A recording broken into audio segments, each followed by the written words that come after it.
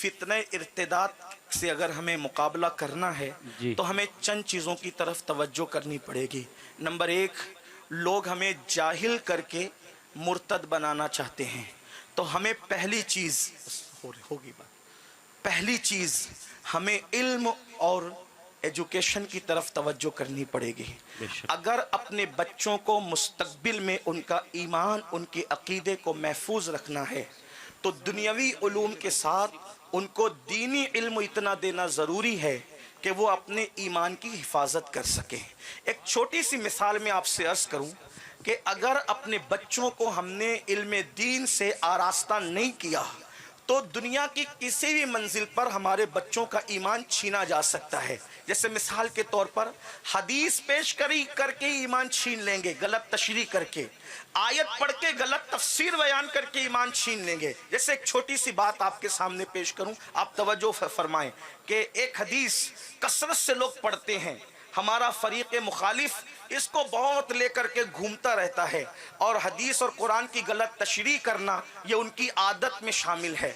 जो नौज़ायदा जमातें 1857 के बाद पैदा हुई है, उन्होंने हमेशा से यही किया, हदीस का मतन सही पढ़ेंगे, उसकी तशरीह गलत करेंगे। इल्म न होने की बुनियाद पर ईमान कैसे जाता है देखें।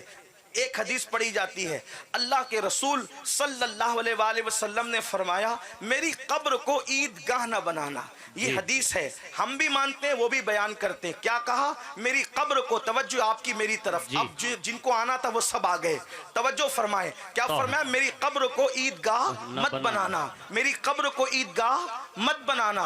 अब हदीस तो है, हम भी मानते हैं, वो भी मानते हैं, लेकिन जो वो मुखालिफ जो 1857 के बाद पैदा हुआ, तशरीह ये करता है कि देखो अल्लाह के रसूल ने फरमाया मेरी कब्र को ईदगाह मत बनाना। मतलब क्या?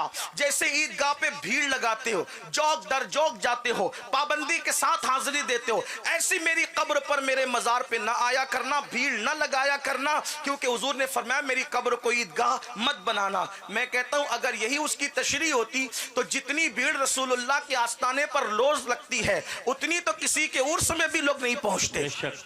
अल्लाह रब्बु मुहम्मदिन सल्लल्लाहु अलैहि वसल्लम नहनु इबाद मुहम्मदिन सल्लल्लाहु अलैहि वसल्लम सलातु व सलामन अलैका या रसूल अल्लाह सल्लल्लाहु अलैहि वसल्लम। तो अर्ज ये कर रहा था कि मुखालिफ ये कहता है कि जब हुजूर अलैहि सलाम ने ये फरमा दिया कि मेरी कब्र को ईदगाह ना बनाओ तो फिर तुम लोग क्यों भीड़ करते हो? अगर यही तशरीह सही होती तो अल्लाह के रसूल अलैहि सलाम की बारगाह में तो इतनी भीड़ लगी होती है, इतनी भीड़ पंजवक्ता नमाज में होती है कि औरों के उर्स में भी उतनी भीड़ नहीं जमा हो पाती जी। तो फिर तशरीह तो ये ना हुई। फिर उसके बाद ये तो दुनिया में देखने वाले सर है और दिखने वाले सर हैं, लेकिन जो 70,000 फरिश्ते सुबह आते हैं और शाम तक, और जो शाम को आते हैं सुबह तक, वो वहां पर रहते हैं, तो ये भीड़ नहीं है तो और क्या है? तो लेकिन चूंकि मुखालिफ ने इल्म न होने की बुनियाद पर हदीस का धौंस दे करके मुतजलजल कर दिया। एक पढ़ा लिखा, दुनियावी पढ़ा लिखा सोचता है कि हाँ यार ये हदीस तो है कि मेरी कब्र को ईदगाह न बनाना, फिर हम क्यों जाते हैं? लेकिन जब अल्हम्दुलिल्लाह अहले सुन्नत व जमात के उलमा से इसकी तशरीह पूछी जाती है तो वो भी कहते हैं मतन तो सही है कि मेरी कब्र को ईदगाह न बनाना।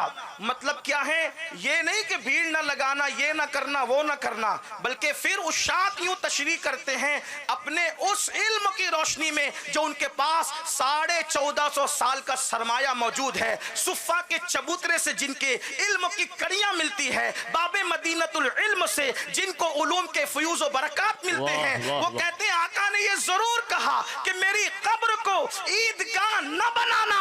मतलब ये नहीं कि भीड़ न लगाना, बल्कि ये फरमाया कि नेक से नेक, मुत्तकी से मुत्तकी, परहेजगार से परहेजगार इंसान जब ईदगाह जाता है तो साल में सिर्फ 2 मरतबा जाता है। पूछिए गाजी मिल्लत से, उम्र तमाम हो गई दीन की दावत देते देते, लेकिन 2 बार के बाद कभी तीसरी बार एहतिमाम से जाते हैं क्या? पूछिए हुजूर अलवी साहब से, पूछिए हुजूर दादा बापू से, पूछिए पीर बापू से। इतने परहेजगार लोग क्या कभी साल में 2 बार की जगह तीसरी बार जाते हैं? मैं खुद एक बार एक ईदगाह का खतीब इमाम हूं, मैं खुद 2 से तीसरी मर्तबा नहीं जाता ईदगाह। आका क्या फरमा रहे हैं? ऐ मेरे गुलामों, मेरी कब्र को ईदगाह मत बनाना।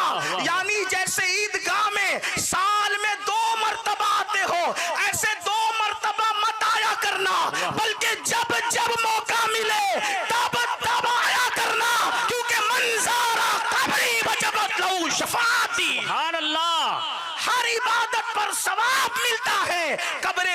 की ज़ियारत पर, मज़ार मुस्तफ़ा की ज़ियारत पर शफाअत का मुज़्दा नसीब होता है। और बल्कि यहाँ तक फरमाया, हो सके तो मदीने में मरो, जो मदीने में मरेगा मैं उसकी शफाअत करूंगा, उसके ईमान की गवाही दूंगा। तो इल्म न होने की बुनियाद पर अगर फितना इर्तिदाद फैल रहा है तो इल्म को आम किया जाए, और इल्म को आम करने के लिए बेहतरीन इदारे कायम किए जाएं।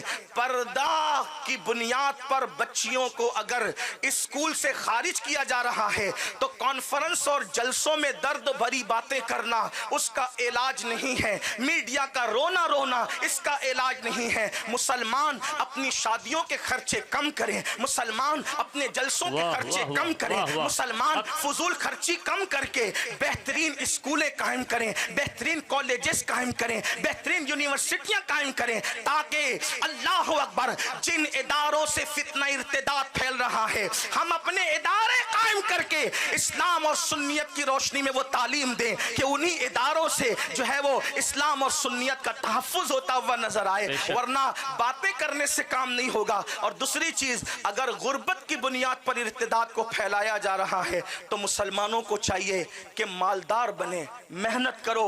रात के 3-3 बजे तक मोबाइल में गेम खेलते हो, 12 बजे सो करके उठते हो, कब तिजारत करोगे, कब क्या करोगे, कब आगे बढ़ोगे? इसलिए माल पे तवज्जो दो। कुछ लोग ये कहते हैं नहीं नहीं मौलाना, हमारे नबी तो गरीब थे, हमारे सहाबा तो गरीब थे, पेट पे पत्थर बांधते थे, हम लोग जो है वो मालदार होके क्या करेंगे? ये तबलीगी जमात का फरेब है कि नबी गरीब थे। वल्लाह हम अपने नबी को ना कभी गरीब कहते हैं ना मुफलिस मानते हैं, इसलिए कि मैं उसको कैसे मुफलिस और गरीब तस्लीम कर लूं जो पूरी कायनात को पाल रहा है। मेरा इमाम कहता है, आसमां खान, जमीन खान, जमाना मेहमान, साहिबे खाना, लक़ब किसका है? तेरा तेरा।